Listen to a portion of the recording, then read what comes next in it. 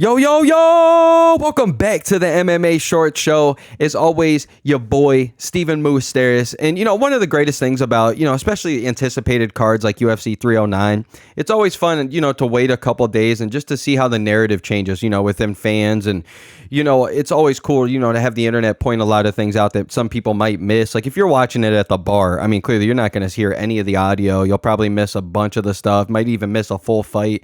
And, I've never, illegally streamed anything in my entire life, so I wouldn't know what this is like. But from what I read on the internet, it sounds like there's a lot of buffering a lot, and you get to watch Bruce buffer, so you're probably missing quite a bit. So it's cool to see how narratives change. But I wanted to sit here and look at some of the biggest hot takes that are coming out of UFC 309, and the internet be eating them up. So I just wanted to look at them. And the first one that I wanted to talk about: is this man Bo Nickal truly overrated? Is the hype train derailed?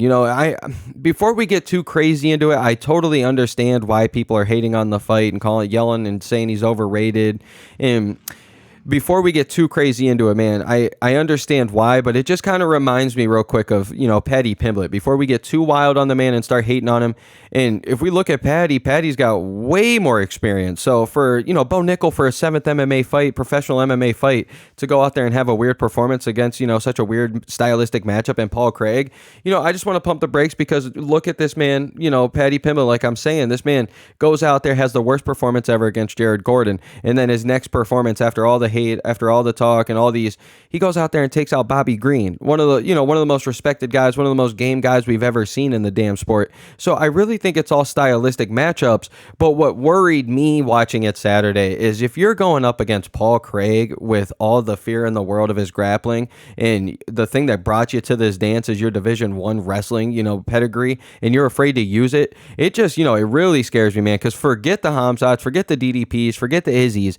What about just the guys that are, the Jack Hermansons, the Marvin Vittoris, the Jared Cannoniers, even like the up and coming killers, the Cal Borrelios and, the Imavovs, like these guys in the mid tier that are almost right there, but not quite there. Like the guys that you're about to face next. Like man, that really worries me. You're afraid to use your grappling, your God's gift, against Paul Craig, an older guy. I know he's got a good submission game, but dude, you have smothering offensive wrestling. Why wouldn't you use that at all? At least, change up the vibes a little bit. I get it. You don't want to go out there and get subbed by him, but it definitely raises the questions. And I think, I don't want to say he's derailed yet. He did get the win. He did go out there and technically got the 30-27, so it's good for him.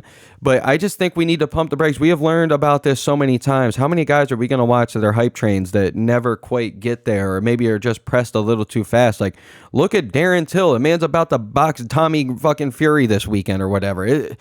These guys fall off quick, and I just hope Bo Nickal, because the next thing is the Shara Bullets, the Michelle Pejeas, which I think he could probably get by those guys with his grappling, but then it's off to the races with the top 10, top 8, so makes me nervous for sure, and it's very understanding why people are hating on Bo Nickal, but I would just pump the brakes a little bit, because we've seen it in times where this guy, he's got so much to learn, and for him, for how great he is at his grappling and how, his talent that he's got and everything that, trust me, this man is going to be phenomenal if he keeps training. So I don't want to, cut him off too quick. But then we move in to probably the next biggest thing that I'm seeing the most hate on is the Michael Chandler and Charles Oliveira fight. And mainly, is Michael Chandler a cheater? I know they're in the first round or second round there. DC pointed it out. We watched it. I think he held onto the fence for like 60 seconds or 54 seconds, it felt like, where he was trying to, avoid the takedown.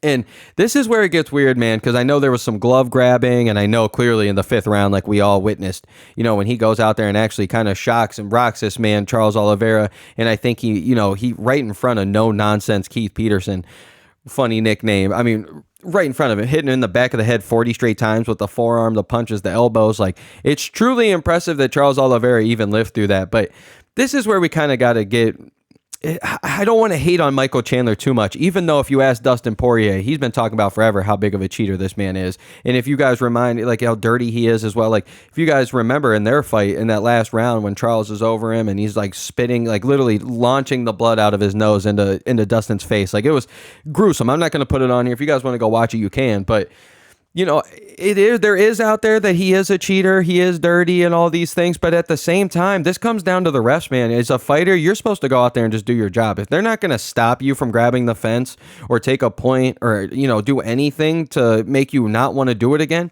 why not go out there? You always hear it all the time. I might not necessarily agree with it, but if you're not cheating, you ain't trying. Like, is it really on the fighters? I know it. We're going to see it and we're going to call it dirty, but this is all on no nonsense Keith Peterson, man. Like, what is your nickname for? I saw a funny tweet, which it's going to be up now. It's just no nonsense Keith Peterson, other than 40 blows to the back of the head, grabbing the gloves, grabbing the fence, and maybe some joint distortion. But I mean, it's hilarious, dude. Like, you're sitting here. We've seen how many times now where this guy is getting so much hate from Dominic Cruz. Don't get him going, talking about how he smells like Jack and cigarettes. Like, this man has been getting a lot of hate, and this is what's tough as a ref. It's just the heat of the moment. You're watching a guy like Michael Chandler where he's getting destroyed for 4 straight rounds, and in that 5th round, he kind of, launches off some fireworks. So I'm sure there's probably some sort of a fan in Keith Peterson where he's like, holy shit, this is awesome. Or if they do an investigation and he's got money on that fight, then, I mean, he's never reffing again. But you're Michael Chandler, dude. You're a 5th round. You're in the 20th, the 20th, the 21st, 22nd minute of a fight where you're getting destroyed. You're throwing everything you got out there. The back of the head blows, I don't think they were really necessarily like on purpose, I guess, but he definitely was just trying to empty out the gas tank, and he made it a fun fight, but definitely doesn't look good for him. And if anything, though, it really did kind of save him a little bit, because, if he doesn't grab the fence, does Charles Oliveira get the takedown and get a better position and maybe choke him out and add a couple more minutes on the back? If he doesn't grab the gloves, does he get some elbows off? Does he, you never know what could happen. So this is definitely on Keith Peterson to me, though. I don't want to see too much hate to Michael Chandler, but I mean, there is probably a 4-minute, compilation video out there of dirty things he's either done or if people are talked about him doing in training. So definitely forward to that one.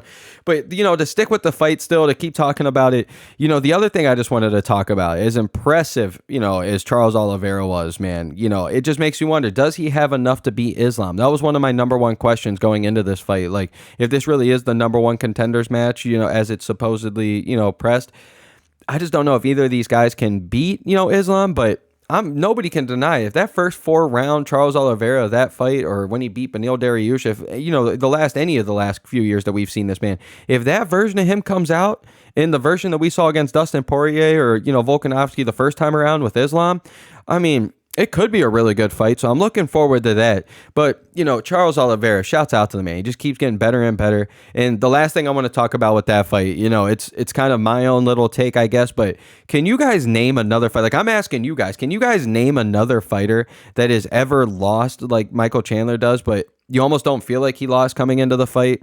Like, I don't know how to explain it, man. Like, yes, he got dominated. If we're looking at the 25-minute fight, he got dominated for 20 of those minutes.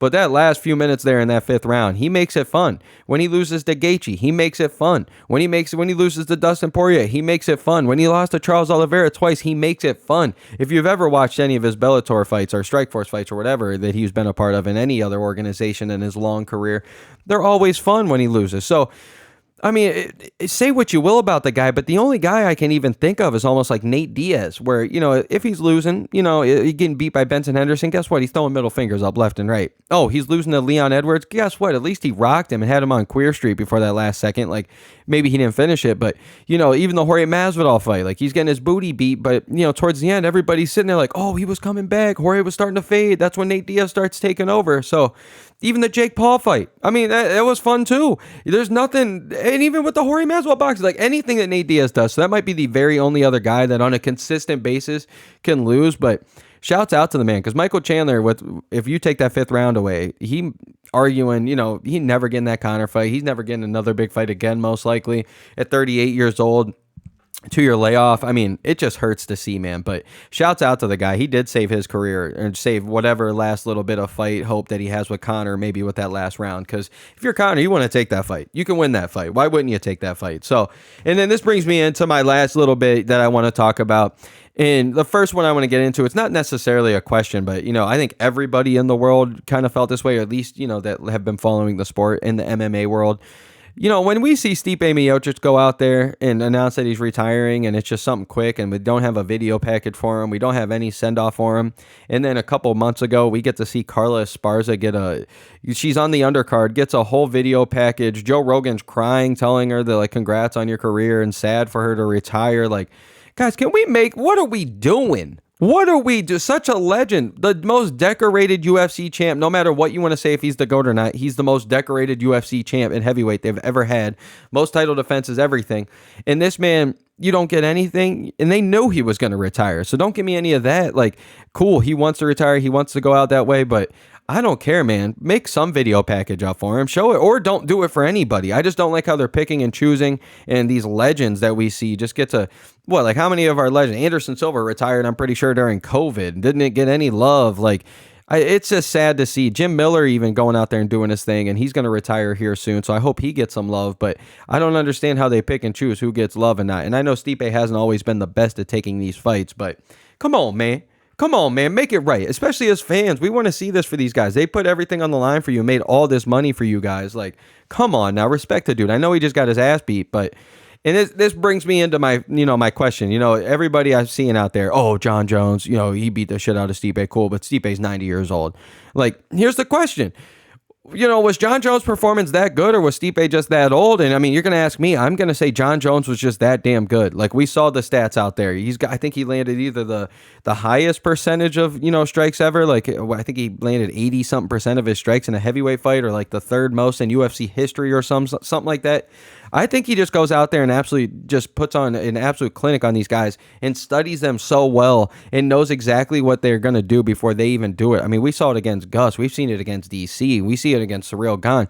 Anytime we see motivated and dedicated John Jones, this man is studied up. He knows you better than you know him. And that's going to be what goes down as the greatest thing about him, his greatest feature. As much as he's as amazing he is in the clinch and his ground and pound and with his kicking and all these different things in his bag, like, the greatest thing about this man is he's the best technician that we've ever seen, a tactician out there. This man goes out there with the greatest game plan of all time, and he goes out there and he executes it, man. Like, he's the greatest executor of all time. So I think he just shut down Stipe. I think he knew Stipe way too well. Clearly, Stipe's a little older, but I mean, just off rip with the jabs and the body, the teep shots off rip, and then the sweep had him guessing. The elbows definitely probably concussed him a couple times.